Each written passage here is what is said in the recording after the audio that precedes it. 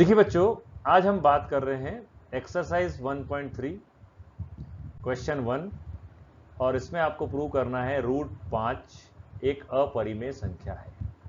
ये हमें प्रूव करना है। ठीक है, अब रूट 5 एक अपरिमेय संख्या है, ये हमें प्रूव करना है। हम इसको उल्टा मानकर चलकर सॉल्व करेंगे, मतलब हम ये मानेंगे कि रूट 5 एक परिमेय संख्या है।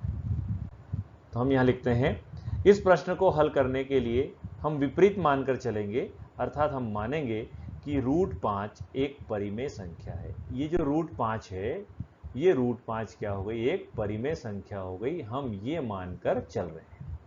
ठीक है, अब परिमेय संख्या हो गई तो परिमेय संख्या के बारे में हम जानते हैं कि परिमेय संख्या को P अपॉन Q के रूप में हम व्यक्त कर सकते हैं।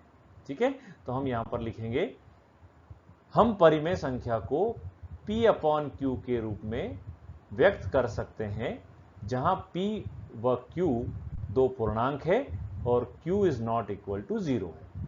मतलब क्या करेंगे हम, ये जो P अपॉन Q के रूप में हम परिमेय संख्या को लिख सकते हैं। मतलब हमारी परिमेय संख्या क्या थी, रूट 5 थी रूट 5। हम इस रूट 5 को P अपॉन Q के रूप में लिख सकते हैं। तो हम इसको लिख देते हैं, root 5 is equal to P upon Q।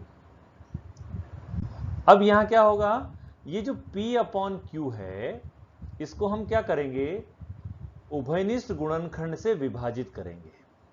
और उभयनिष्ठ गुणनखंड से विभाजित करने के बाद जो संख्या हमारे पास बचेगी, उसको हम A और B के रूप में लिखेंगे। तो देखिए हम क्या लिखते हैं, यहां P व Q को उभयनिष्ठ गुणनखंड से विभाजित करके A और B प्राप्त कर सकते हैं, जहां A और B क्या होंगे, सह अभाज्य होंगे। ठीक है, तो हम सबसे पहले इस चीज को समझें कि P और Q को किस गुणनखंड से विभाजित कर रहे हैं, उभयनिष्ठ गुणनखंड से विभाजित कर रहे हैं। तो देखिए P और Q को उभयनिष्ठ गुणनखंड से कैसे विभाजित किया जा सकता है, उसको एक एग्जाम्पल के थ्रू मैं यहां पर एक्सप्लेन कर रहा हूं। आप इसको थोड़ा सा समझने का प्रयास करिएगा। देखिए मेरे पास एक संख्या है 9, दूसरी संख्या है 12। ये दो संख्या है। ये 9 जो है ये है मेरा P और Q जो है वो है 12। अब देखिए मैं इसके करता हूं गुणनखंड। जब मैं इसके गुणनखंड करूंगा तो इसके गुणनखंड होंगे 3 गुणित 3, दो गुणनखंड हो गए।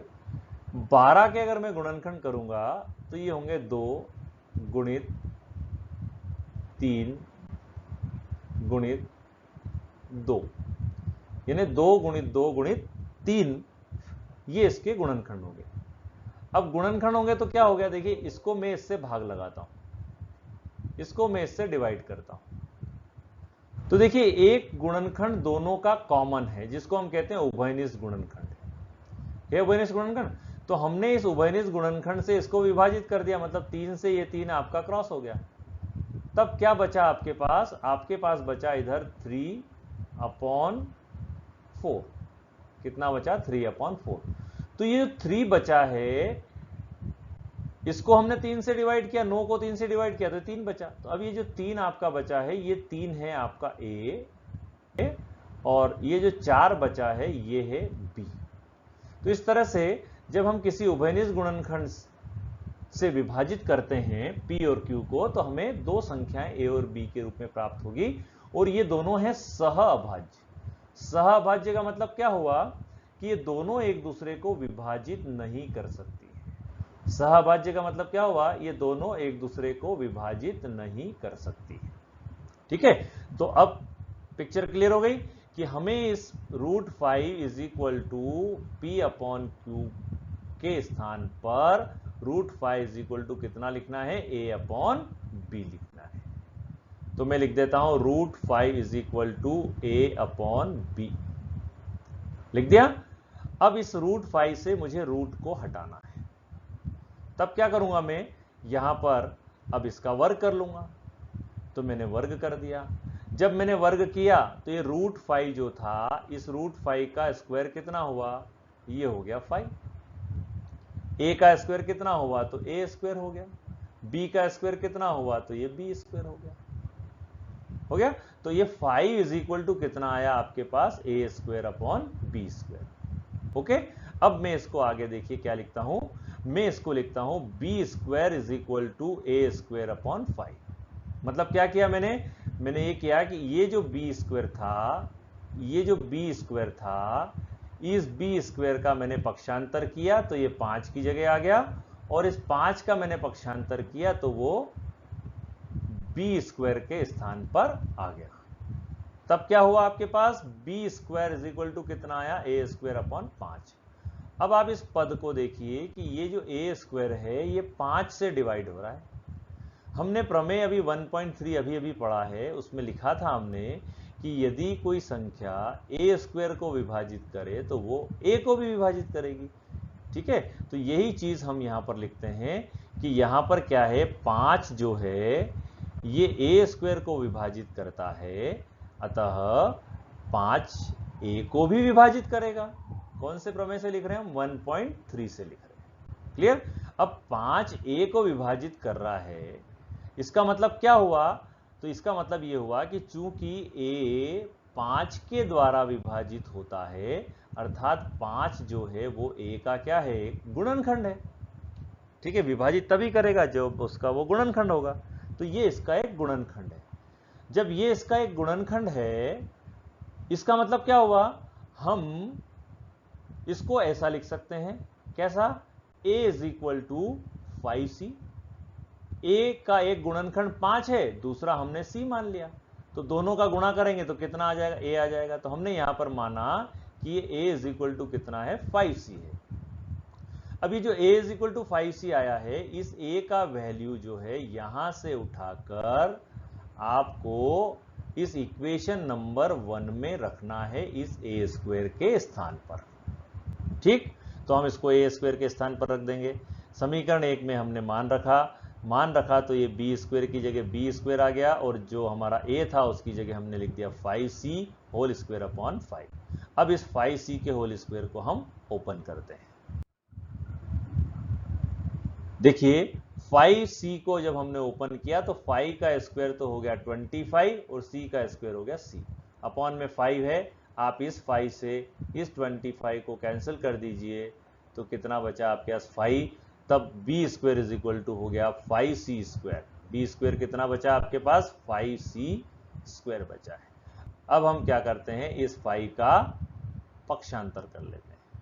जब इस 5 का पक्षांतर करेंगे तो ये आएगा B square upon 5 is equal to C square, तो हम इसको लिख देते हैं C square is equal to B square upon 5। देखिए यहां फिर से वही बात आ गई कि ये बी स्क्वायर जो है ये 5 से डिवाइड होता है, ये विभाजित हो रहा है। जब बी स्क्वायर 5 से विभाजित होगा तो निश्चित रूप से बी भी क्या होगा, 5 से विभाजित होगा। तो हम यहां वही लाइन लिखते हैं कि यहां 5 बी स्क्वायर को विभाजित करता है, अतः 5 बी को भी विभाजित करेगा। कौन से प्रमेय से, प्रमेय नंबर 1.3 से। अब आप यहां देखिए इक्वेशन नंबर 2 में b को 5 विभाजित कर रहा है, और इक्वेशन नंबर 1 में हमने देखा था a को 5 विभाजित करता है। तो इक्वेशन 1 और 2 से क्या हुआ, तब हम लिखेंगे समीकरण 1 और 2 से हम यह पाते हैं कि 5 a और b दोनों को विभाजित करता है। 5 a को भी डिवाइड करता है, 5 b को भी डिवाइड करता है। जब 5 a को विभाजित करेगा और 5 b को भी विभाजित करेगा, इसका मतलब क्या हुआ, इसका मतलब ये हुआ कि 5 a और b का उभयनिष्ठ गुणनखंड है। क्या है, 5 a और b का उभयनिष्ठ गुणनखंड है। उभयनिष्ठ गुणनखंड मतलब ये 5 a में भी आता है और 5 b में भी आता है। तब ये हो गया आपके पास कि ये दोनों का उभयनिष्ठ गुणनखंड है।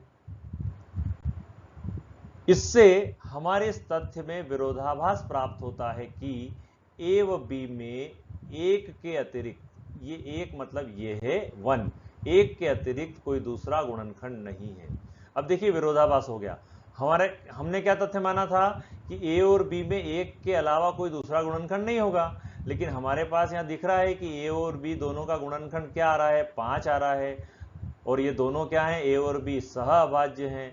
तो ये विरोधाभास हमको मिला है ना। ये विरोधाभास क्यों मिला, क्योंकि हमने कल्पना ही उल्टी की थी। तो हम यहां पर लिखेंगे यह विरोधाभासी परिणाम हमारी गलत कल्पना से प्राप्त हुआ है।